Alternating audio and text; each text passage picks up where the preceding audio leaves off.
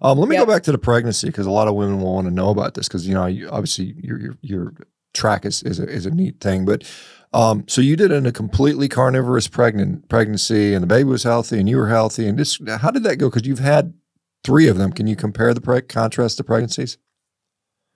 Oh yeah. So my daughters, I, you know, was still eating healthy, but eating that standard, you know, dietitian recommended healthy. And, you know, they were uncomplicated pregnancies. I didn't have any complications, so I was lucky. And I had 3 natural births, and those all went fine. With my girls, I was very fatigued all the time. So it was very, very hard for me to exercise at all. Like I would just come home and just crash after work, as a teacher, because I'm on my feet a lot.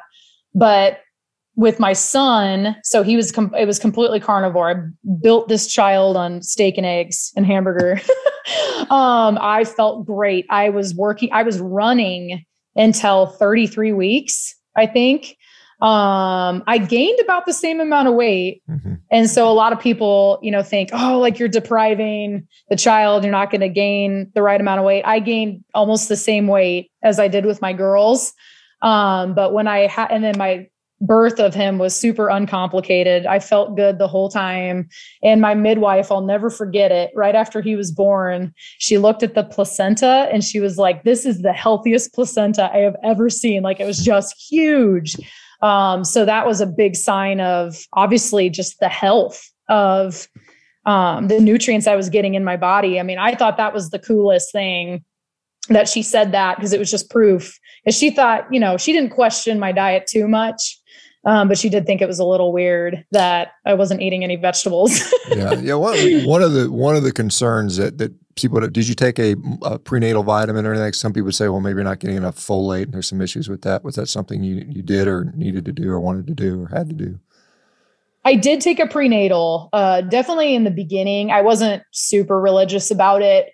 In the 2nd and 3rd trimester. But in the 1st trimester, I had a little bit of nausea, which was a lot less with my son, who's the carnivore pregnancy. I had way less nausea with him than I did with my daughters. So that was another really cool benefit.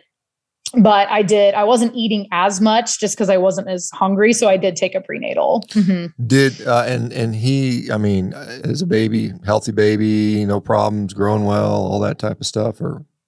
Yeah, he's actually huge. So he's 3 and he is 43 pounds. He's got a big old head. So yeah, his head size was in the 97th percentile. So my midwife always jokes, she goes, he's got a big old brain from all that steak and eggs. Well, I mean, very well could be true. And hopefully, do you, and I don't know if you nursed your children. Was that something you did, or was that something so carnivore, no problem with nursing or anything like that? No problems at all. Nope. I was carnivore all the way through breastfeeding him until I didn't start implementing fruit in, until I was hardcore training again, which was after I was done breastfeeding him. Mm-hmm. But yeah, and honestly, the hormones with breastfeeding and all the issues that kind of come with that, I kind of struggled a little bit with my daughters, and with him, it was much, much easier thanks to all the, you know, the steak and the eggs. And I felt a lot better too. Like I wasn't as fatigued coming off of postpartum. I felt like I healed really, really fast as well. How is the rest of the family, like your husband, for instance, is he, I guess he's got to be somewhat supportive of carnivore. Is he interested in it? Does he do it, or what's going on with that? Oh yeah. He's a big fan of yours. He likes to row too. Okay. So yeah, he's definitely a carnivore. He actually eats more carnivore than I do. So he doesn't eat really any fruit at all. He'll kind of have some here and there, but I eat a little bit more fruit than him. Mm-hmm. But he's been a carnivore ever since I switched. So I do the grocery shopping and I said, hey, you want to try this? And he said, steak and eggs? Sure.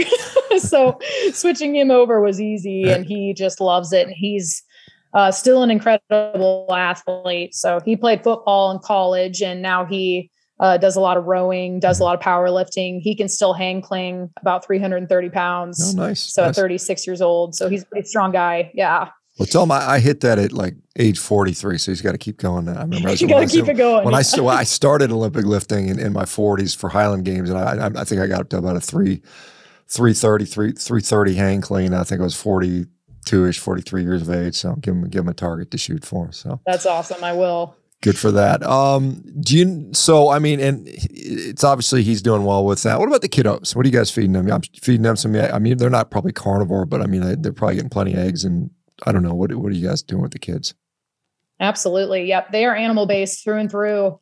They eat very little grains just because we don't have it in the house. I'll occasionally make them a sandwich here and there, with like Ezekiel bread or something. But they eat red meat every single day. Mm-hmm. At least twice a day, once or twice a day, just kind of depends. I pack their lunches. They eat a lot of fruit. They love meat. They love beef, which is great. They like pot roast, like a good chuck roast and bone broth is their favorite meal. So they ask for that all the time. So yeah, we've had a lot of success with their health as well. They barely ever get sick. We have no allergies at all. Out of all three kids, no allergies. And yeah, I can't even remember the last time I took one of them to the doctor for anything. So what are their ages? It's really cool to see. What are their ages again? So 3, my son is 3, my daughter is 5, and my oldest daughter is 8. Okay. So at least the oldest one is in school. I mean, I assume, I don't know unless you homeschool them, but is there any issues with schooling or anything like that? No, we haven't had any issues at all. So I'm a high school teacher, and so they go to the same district that I do, and we're small rural district, and so they do well at school, and we haven't had any issues. And I pack their lunches, and it's pretty cool because a lot of people in my community, they know how I eat, and so they know, the elder kids are. They're very energetic and love to run around, and they're strong, and they do super well in school. They can focus well, and we haven't had any hyperactivity issues. That's been another thing. So my kids don't eat any processed sugar. We don't have cereal in the house or anything like that. They eat eggs for breakfast every morning. So it's been pretty cool to see how well they do in schooling, just with the help of their diet. As a teacher, I mean, I don't know like the curriculums in different schools, imagine, but I mean, there seems to be, there's a global push to sort of convince kids that meat is bad for you, bad for the environment. Is that trickling down to where you are? Are you exposed to any of that? No, thank goodness. So I am the health teacher in our high school. So I get to teach nutrition. We have a blast doing that. I do about 3 weeks on nutrition with my high school kids and about 2.5 weeks with my junior high. And we talk all about the benefits of beef and saturated fat and protein. And I really try to teach them, this is what protein is. It's incredible. These teenagers, you could just ask one and be like, have you had any protein today?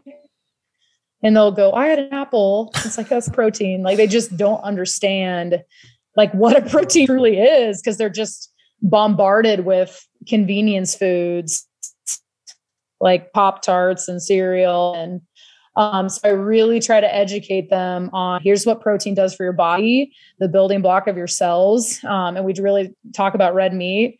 And ironically, my principal is actually a cattle rancher as well. So nice. I have a lot of support. Good for you. Mm-hmm. That's great. Sounds like a great school. Yeah. What do you, so as far as like your diet, what is it? I mean, you said steak, eggs, and hamburger. I mean, is there any specific fat content you're trying to hit? Are you protein conscious? You mentioned protein to your kids. I'm somebody who sort of leans more on the higher protein side than some other people that are carnivore advocates. A lot of people are more fat and less protein. Where do you fall on that sort of spectrum? Generally, so I started kind of tracking my macros just for my coach to see. Because before I just never tracked. I just kind of, I'm full, I'll stop eating. But it was interesting because I'm hitting about, so I'm 130 pounds and my protein intake is probably like 215, 220 grams a day. Mm-hmm. So yeah, it's, higher than what people like normally eat, but it just kind of depends. Like sometimes I'll want more fat in my hamburger, and so I'll eat like an 80-20 hamburger. Ground beef works really well for me as a teacher, just because our lunch is like 20 minutes, and so I have very limited time. Sometimes I want more fat. Sometimes I want it to be a little bit leaner, so I'll do like a 90-10 beef. But beef is what my body loves. Yeah. I just honestly don't function well on chicken. I just don't feel great on it. So I don't eat a lot of chicken anymore. It just kind of depends. I love chicken wings. So we'll eat that occasionally. My husband will do some chicken wings in the oven, but it just works so well off red meat and steak. I'm a big ribeye girl. So I'll eat ribeyes and New York strips and then eggs. I feel great on eggs. So I eat eggs almost every single day as well.